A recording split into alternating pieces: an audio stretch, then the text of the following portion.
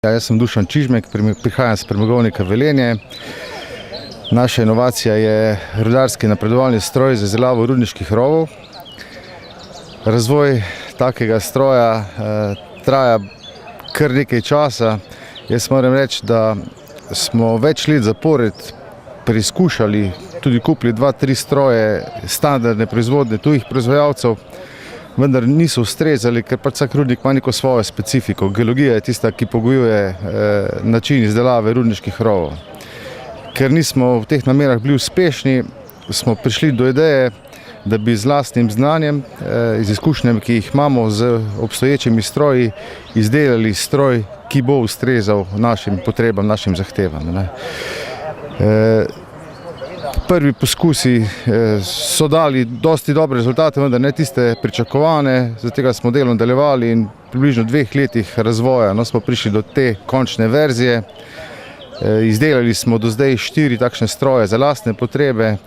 Enega smo prodali na Slovaško, kjer trenutno poteka testno obratovanje tega stroja.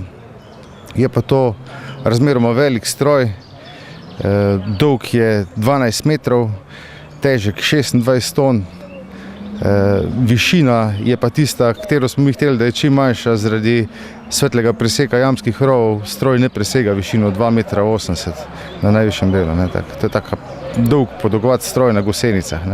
Stroj od spredi izrezuje hribino, jo nalaga in odlaga na transporter vzadej za seboj.